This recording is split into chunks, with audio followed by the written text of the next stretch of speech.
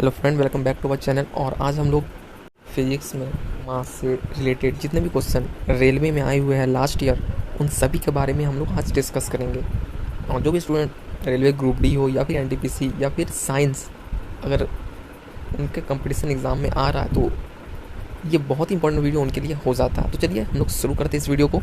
तो मैंने पिछले वीडियो में एनर्जी के सारे क्वेश्चन डिस्कस किए थे और भी बहुत सारे वीडियो हैं जो मैंने फिजिक्स के डिस्कस कर चुके हैं। अगर आप लोगों ने नहीं देखा है तो आप लोग उसे देख सकते हैं।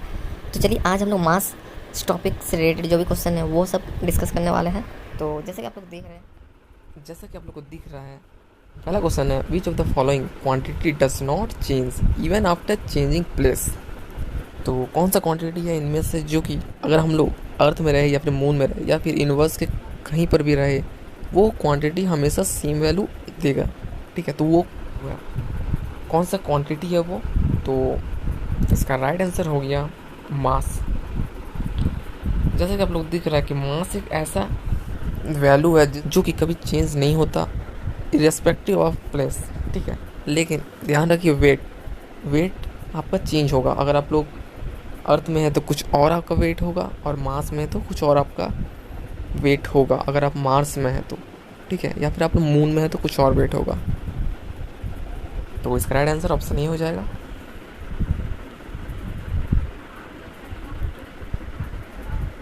नेक्स्ट क्वेश्चन है विच of the following example illustrate Newton's first law of motion. तो कौन सा एग्जाम्पल है जो Newton first law of motion को दर्शाता है?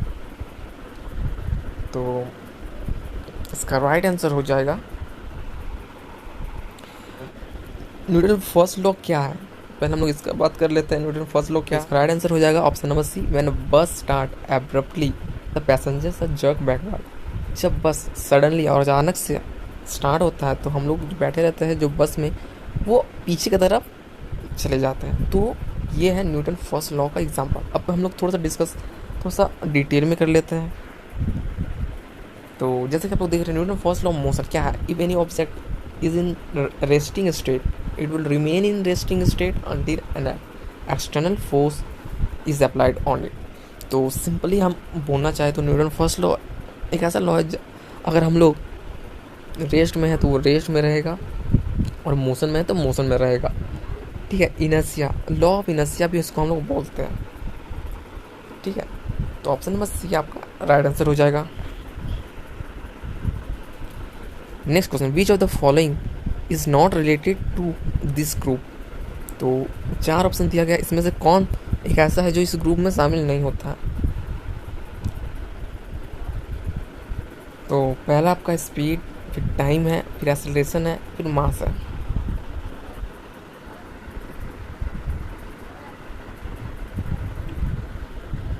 तो आपका राइट आंसर हो जाएगा मास। देखिए, time, acceleration and speed are variable of linear motion, but mass is not included in this group. ठीक है, इसलिए मास इसका राइट आंसर हो जाएगा, और ऑड वन आउट ऐसा भी हम लोग बोल सकते हैं। नेक्स्ट है विच of the following quantity measure the inertia of motion. कौन सा क्वांटिटी है जो इनर्शिया ऑफ मोशन को मेजर करता है? हम लोग पहले ही डिस्कस कर चुके हैं, इनर्शिया ऑफ मोशन किस पे डिपेंडेंट है? मास पे। तो ऑप्शन ए आपका राइट आंसर हो जाएगा। चलते हैं हमारे नेक्स्ट क्वेश्चन पे। नेक्स्ट क्वेश्चन है if we move the tree branch fast then some of the leaves get detached from the tree due to. इसमें कहा जा रहा है कि अगर हम लोग पेड़ को जोर जोर से जर्क दे और हिलाए तो उसमें से कुछ पत्ते गिर जाएंगे, अगर फल होंगे तो फल गिर जाएंगे। तो ये किस लिए होता है? तो ऑप्शन में आपका दिया हुआ है 4 ऑप्शन, इसमें से आपको बताना है कौन सा सही है। तो इसका राइट आंसर हो जाएगा इनर्शिया। तो ये इनर्शिया के कारण होता है। ठीक है, जैसा कि आंसर में लिखा हुआ है इसका explanation, when the trees branch is move fast the branch are in motion but the leaves stay at rest. और हम लोग जब ट्री को जोर जोर से धक्का देते ही हिलाते हैं तो लीव्स रेस्ट में रहता है, लेकिन पेड़ का ब्रांचेज हिलने के कारण वो सब डिटैच हो जाते हैं, मीन्स अलग हो जाता है, और वो नीचे आ जाता है।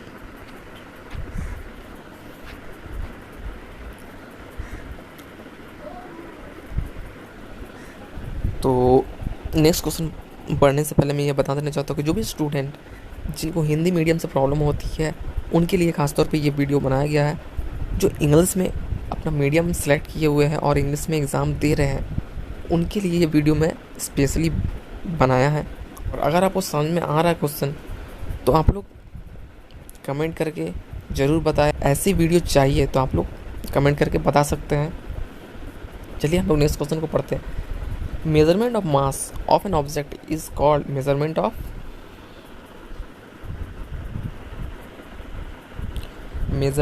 मास of an object is called measurement of. इसका राइट आंसर हो जाएगा आपका option number B, inertia. Next question पे चलते हैं। In the force equation F is equal to, तो सिंपल, ये एक सिंपल क्वेश्चन है जो फॉर्मूला पे बेस्ड आपका है।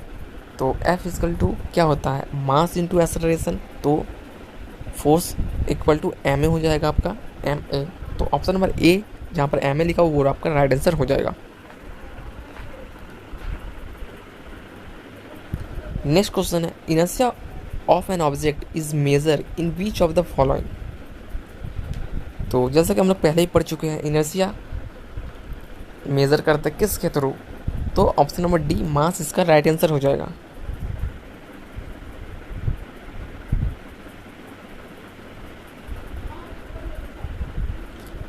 नेक्स्ट क्वेश्चन है, what is the definition of mass.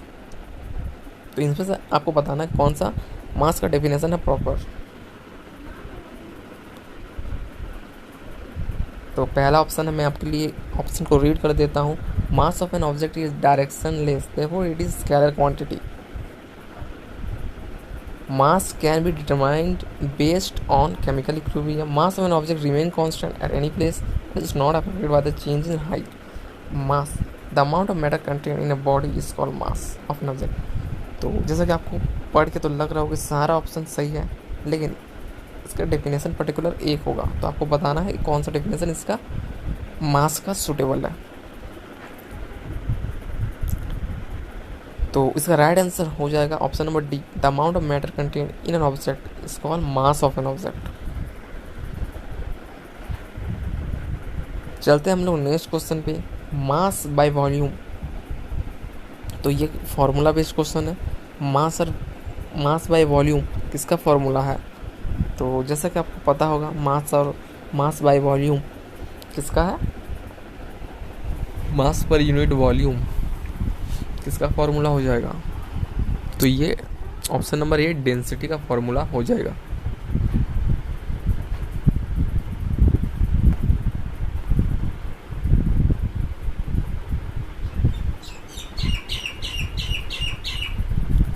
Next question पे चलते हैं। What will be the mass of a girl weighing 450 Newton. तो इसमें आपको बताना है कि गर्ल्स का मास क्या होगा अगर उसका वेट होता है 450 न्यूटन। तो वेट क्या है, मास इंटू एक्सेलरेशन होता है। तो अगर हम लोग एक्सेलरेशन से हम अगर वेट को डिवाइड कर देंगे तो हम लोगों का मास निकल जाएगा, ठीक। तो एक्सेलरेशन जनरली हम लोग क्या लेते हैं, 10 मीटर पर सेकेंड स्क्वायर। तो जैसा कि आप लोग को दिख रहा है यहाँ पर एक्सेलरेशन को क्या लिया गया है, 9.8 मीटर स्क्वायर, ठीक है, 9.8 मीटर पर स्क्वायर। तो इससे आपका आंसर क्या आ गया, 45.9 kg। अगर मेंशन नहीं किया गया है कि क्या एक्सेलरेशन रेट तो हम लोग 9.8 लगाएंगे। अगर मेंशन किया गया है कि 10 लेना है तभी हम लोग 10 लगाएंगे, क्योंकि यहाँ पर देख रहे ऑप्शन काफ़ी सिमिलर है और काफ़ी क्लोज है। अगर हम लोग 10 लगा देते तो 45 हो जाएगा जो बी हो जाता, लेकिन बी नहीं है, डी है, ठीक है। तो इस बात का आप लोग ध्यान रखिएगा। नेक्स्ट क्वेश्चन है आपका, weight of an object is 980 newton if the gravitational acceleration is 9.8 metre पर second square find the mass of an object. यहाँ पर आपका सेम क्वेश्चन है, बस वैल्यू बदल दिया गया है और यहाँ पर क्लियरली मेंशन किया गया है कि 9.8 मीटर पर सेकंड स्क्वायर आपका लेना है एक्सेलरेशन। तो बस आपको क्या करना है, डिवाइड कर देना है। तो जैसे कि हम लोग डिवाइड करते हैं तो हम लोग आंसर निकल के आ जाता है 100 kg और ऑप्शन ए इसका राइट आंसर हो जाएगा। चलते हैं अब नेक्स्ट क्वेश्चन पे। नेक्स्ट क्वेश्चन है the dash of an object is fixed and does not change when it is move. तो इनमें से क्या फिक्स्ड है और उसका वैल्यू चेंज नहीं होता है कहीं पर भी। तो इसका राइट आंसर हो जाएगा मास। मास हमारा फिक्स है, उसको वैल्यू अपना चेंज नहीं करता है अगर हम लोग कहीं भी रहे। अगर हम लोग इंडिया में हैं, सपोज एग्जांपल के लिए मैं यूज़ करता हूँ, अगर हम लोग इंडिया में किसी चीज़ का मास हम लोग अगर 10 है तो ऑस्ट्रेलिया या फिर यूके में जाएंगे तो उसका मास 10 ही रहेगा, वो चेंज नहीं होगा। ठीक है, तो ये होता है आपका मास।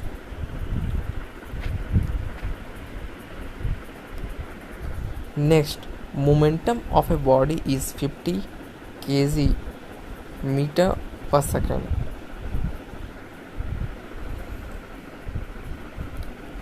and the velocity is 5 meter per second. What is the mass of an object? तो मोमेंटम का फॉर्मूला पहले आपको पता होना चाहिए, उसके बाद ये क्वेश्चन बनेगा।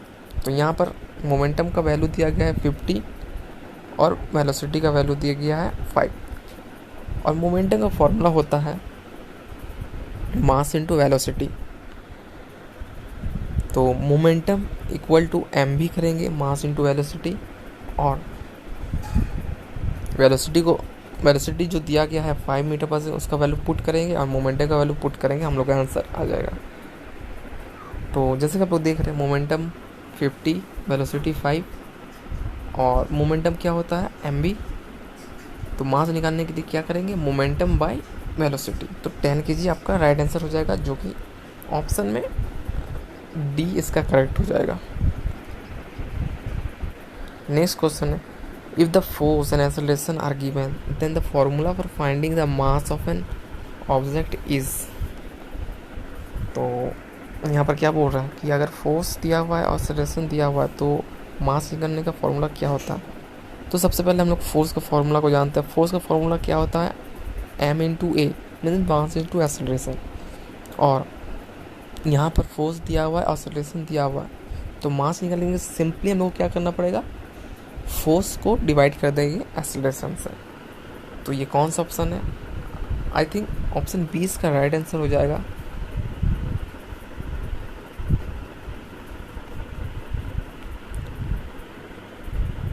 तो जैसा कि आप लोग देख रहे हैं ऑप्शन 20 का राइट आंसर हो गया, F equal to M A और M equal to F by A. ठीक है, अब नेक्स्ट टॉपिक है हमारा न्यूटन्स लॉ ऑफ मोशन। तो नेक्स्ट टॉपिक हम लोग नेक्स्ट वीडियो में डिस्कस करेंगे और आज के लिए बस इतना ही रखते हैं। नेक्स्ट वीडियो में हम लोग न्यूटन्स लॉ ऑफ मोशन से रिलेटेड जितने भी क्वेश्चन आए हैं लास्ट ईयर के रेलवे एग्ज़ाम में, whether it is railway group D, NTPC, ALP, RPF, सभी एग्ज़ाम के क्वेश्चन हम लोग डिस्कस करेंगे। क्योंकि आपका एग्ज़ाम होता है तो कोई भी आपका क्वेश्चन छूटे नहीं। एग्ज़ामिनर कैसा क्वेश्चन बनाना चाहता है ये सारे क्वेश्चन को हम लोग डिस्कस कर लेंगे, तो आपका क्वेश्चन नहीं छूटने वाला है और आपका एग्ज़ाम में देखते ही क्वेश्चन बन जाएंगे। तो इसीलिए आप लोग इस चैनल में बने रहिए और मिलते हैं नेक्स्ट वीडियो पे नेक्स्ट टॉपिक के साथ। और Newton's law of motion next topic रहेगा, आप लोग इसको पढ़ के आइएगा ताकि आप लोग आंसर कर पाए इजीली और आपका जो भी डाउट है क्लियर होता जाए। ठीक है, बाय बाय।